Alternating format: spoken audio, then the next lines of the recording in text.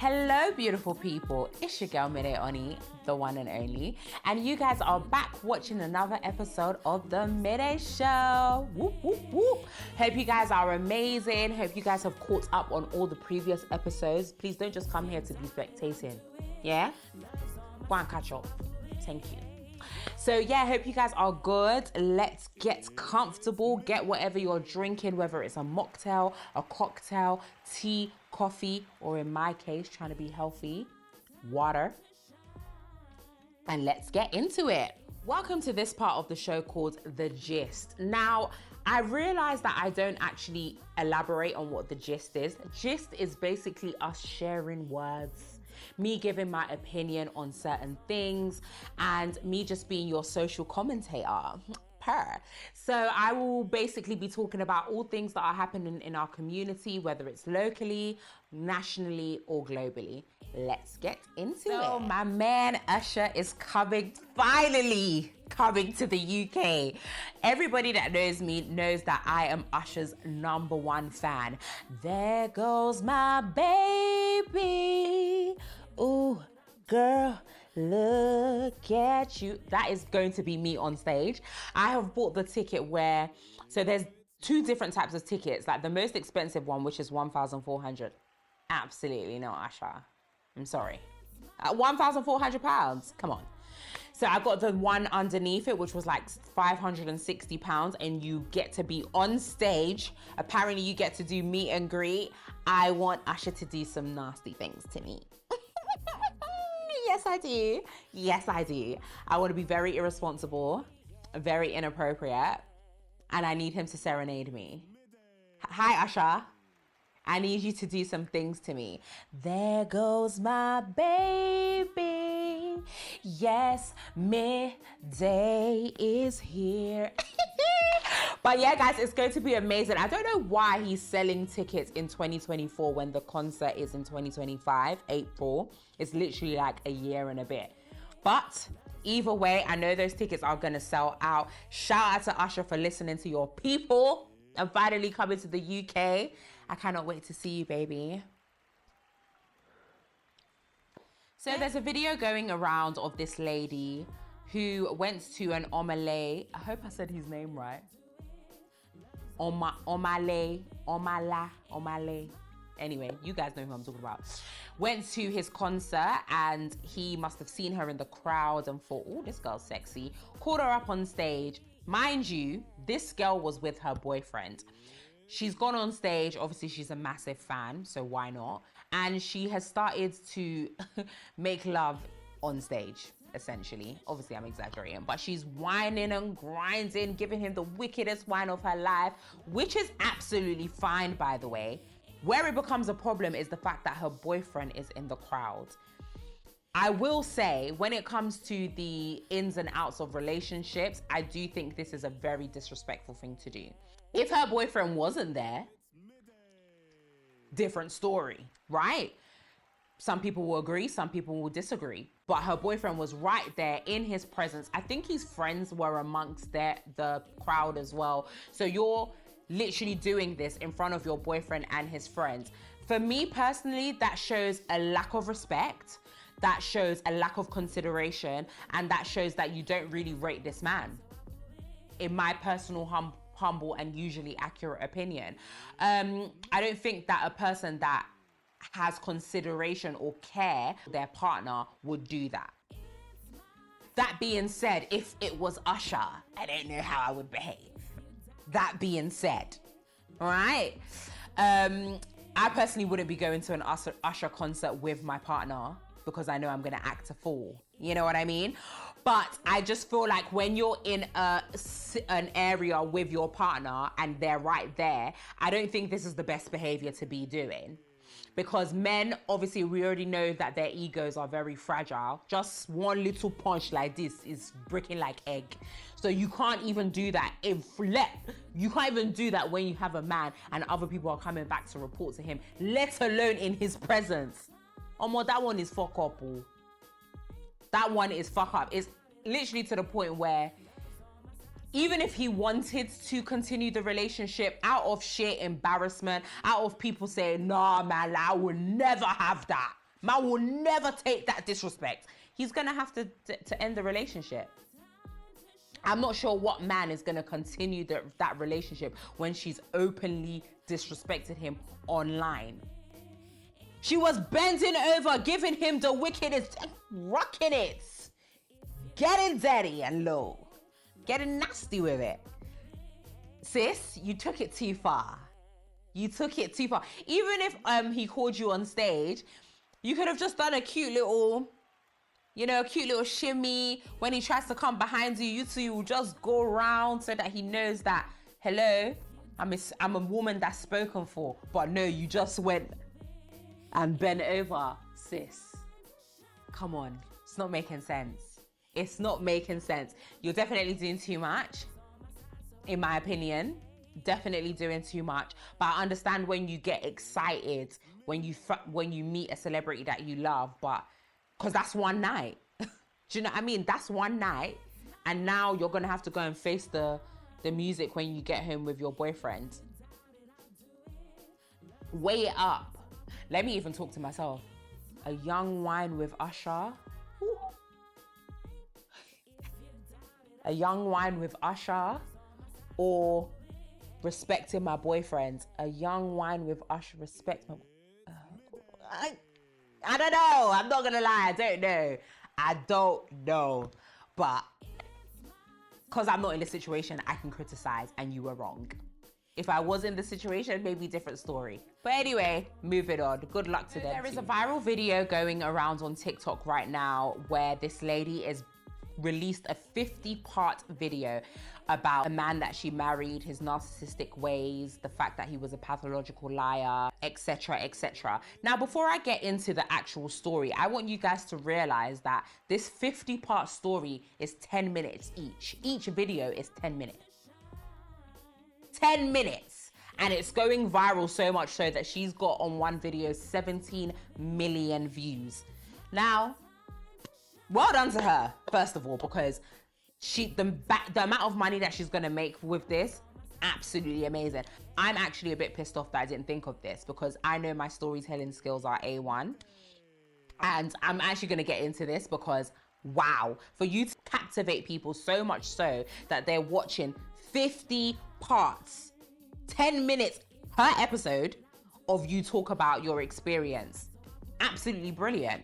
Anyways, now let's get into the sandwich of the story. So she basically met this man. There was hella red flags, a lot of things that she kind of ignored. He would do mad things, like say he wanted to buy a house and put a cash offer of literally $700,000 when he didn't have the money.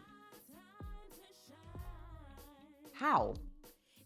This story is basically for me personally, and she did say this in the story, that you get to a space in life where you become so desperate and so determined to be married that you just take whatever comes your way and you ignore all the red flags, you overlook things that are literally mandatory that you should not be overlooking just for the sake to say, I have a husband. And I said it before, women are desperate. I said it before and people wanted to chew me online. But I said it. Women are desperate, so much so that they're willing to overlook things. They're willing to disregard very, very stupid, toxic, horrible behavior from men just to say, but I'm married, but I have a ring, but I have a man. But your man is trash. Your man is sewage, in fact. Your man is nasty. Your man is treating you like shit. Your man don't respect you. Your man don't love you. Your man is cheating on you. Your man is outside, but I have a man. Like, let's use our oblongata. Yeah? Let's use the front cortex of our brain and start applying wisdom when we're meeting guys. Like, don't get me wrong, I understand the desire to want to be married. I understand the desire to want companionship, but not to the point where you're clocking things. You know that this man is mad, yeah, but you're just staying in the situation to say, yes, I have a man. In the words of the great Whitney Houston, I would rather be alone than unhappy. But anyways, big up Risa Tisa for doing this series. I think we're going to start seeing a lot more of these on TikTok. Because TikTok already have said that they're pushing longer form content. So this is definitely a great example of the type of TikTok, the type of content that TikTok want to be seeing. I want to be seeing a lot more story times, hearing what you lot are going through. You know me, I'm nosy, so I'm always going to be there listening in.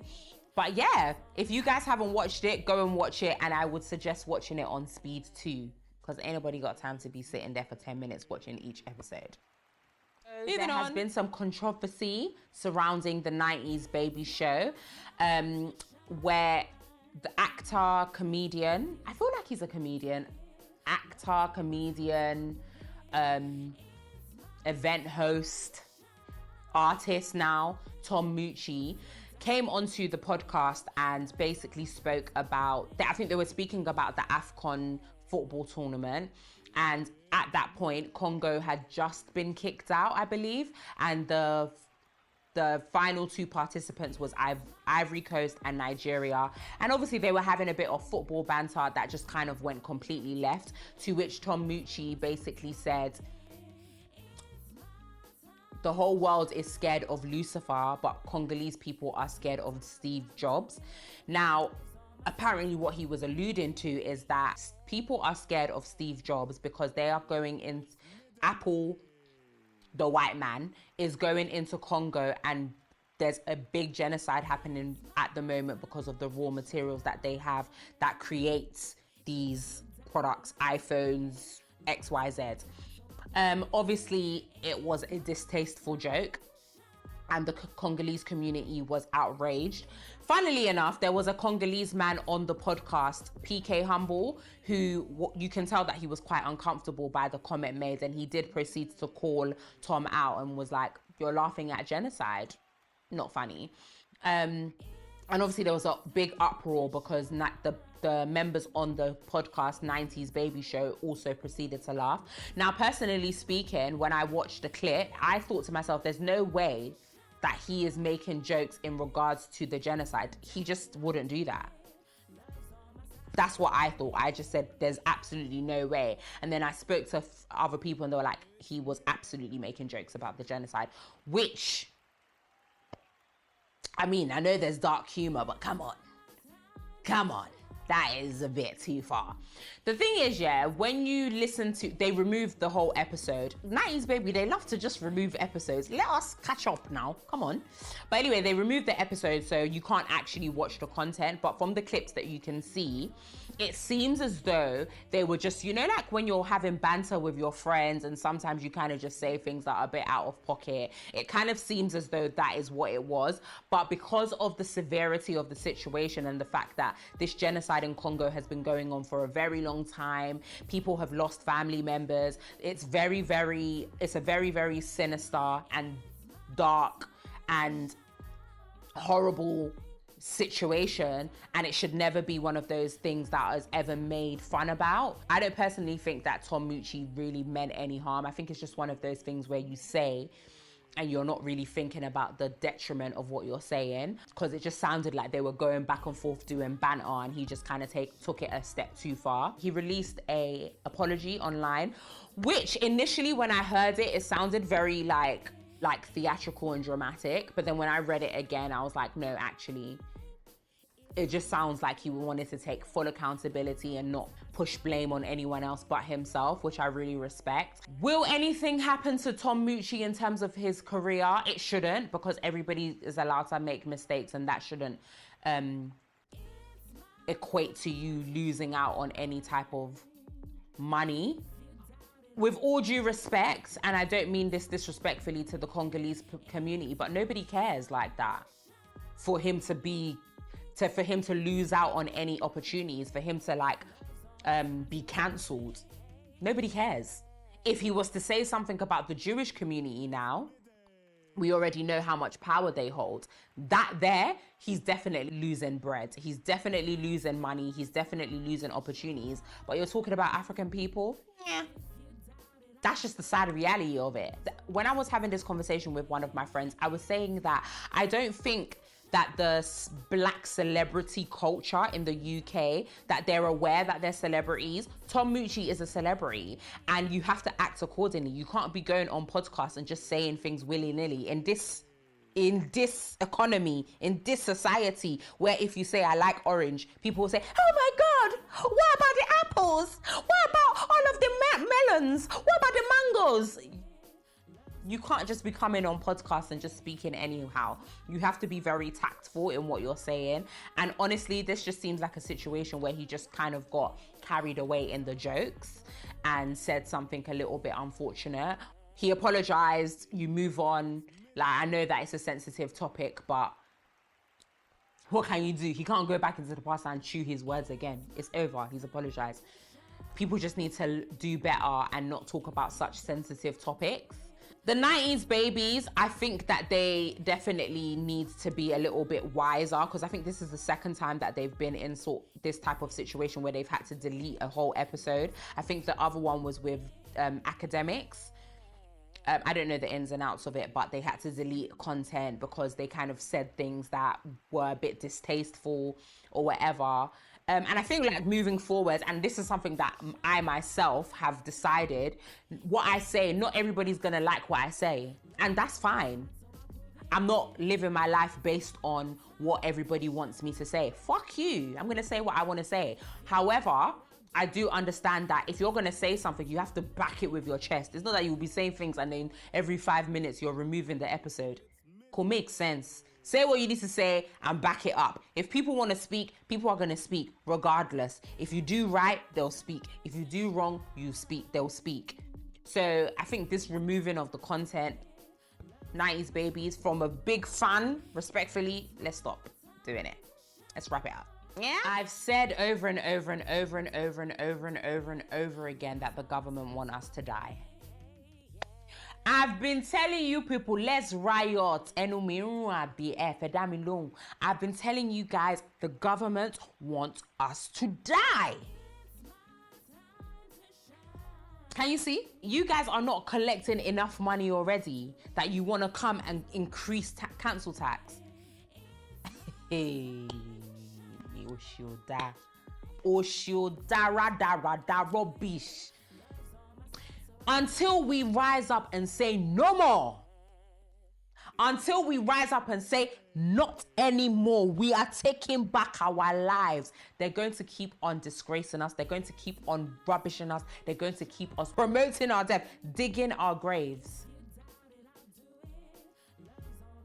Everything keeps going up in terms of the prices, council tax, rent, travel, food, everything. But the only thing that's not going up is salary. The only thing that's not going up are the wages. The incoming is not going up, but the outgoings keeps going through the roof, skyrocket, pew, pew, pew.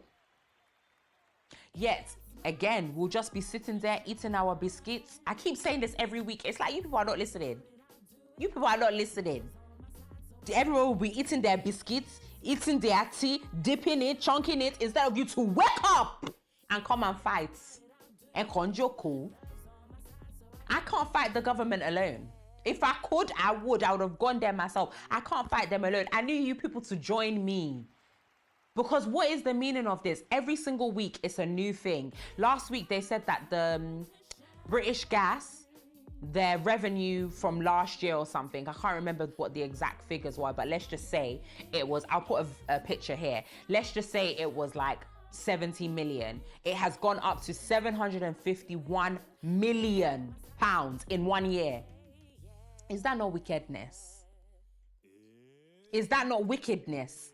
Because they don't have to do that. They're doing that because they can. Because we're in a recession where cost of living has gone up, so they're basically exploiting the situation and bumping up all their prices. And why? Because we keep on letting them. They're not doing what's best for the people. They're not doing what's in the best interest of the community or society. They're doing what is best for their pockets. And their pockets will continue to grow fat. Because why? I can't get biscuits. I can't muti. I can't wo. Instead of us to wake up and do something. Anyway, I'll soon move. Dubai is calling me. Nigeria is calling me, even though the economy in Nigeria is rubbish, but it's still better than being tossed about in the white man land. Let me be going back to my country, Sha. Shebi they say I should go home. I'm tired of the UK. I'm tired of all of these cost of living nonsense. Like my mom would say, the London is not how it used to be. It's not. Moving on, please. Chris Brown he just can't catch a break. All these years ago when he beat Rihanna mercilessly, since that day, his career, to be fair, he's done well in terms of like still kind of staying relevant, but just certain opportunities that have come his way, it's like they dangle a carrot in front of his face and they just keep on snatching it. Now, don't get me wrong, I know that Chris Brown does very problematic things. I'm aware. However, I just feel like in these type of situations where, for example, the NBA have told him that he's going to be part of the all celebrity team, and for you to take it away from him, why would you even mention it in the first place? What is the point? What is the point of saying you're going to be part of this celebrity NBA team just to be like, oh, one of our sponsors have said that they don't want you to be part of it, and the sponsors Ruffles have now come and said we never said that. So it just doesn't really make sense to me. Like, at what point do we say you're forgiven?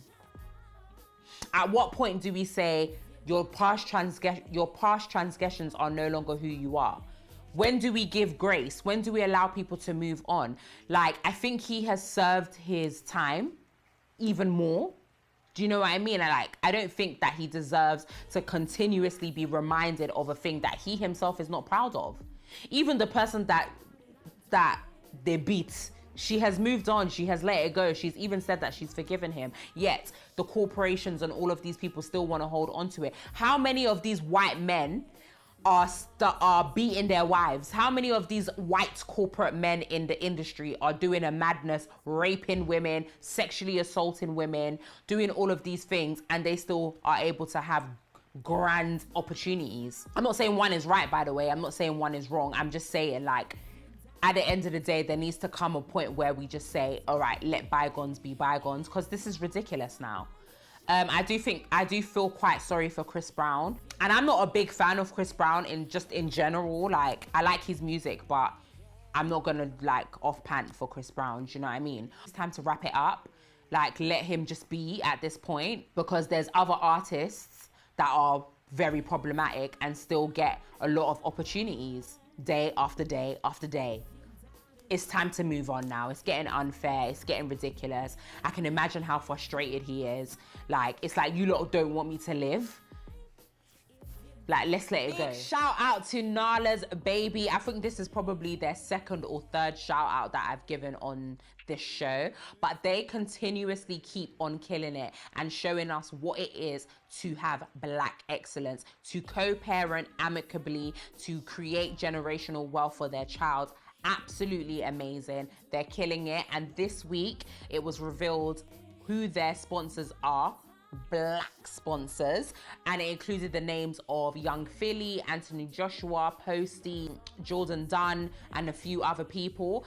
Absolutely amazing. I think this is so good for them to even just display what it is to co-parent amicably. That in itself deserves a round of applause.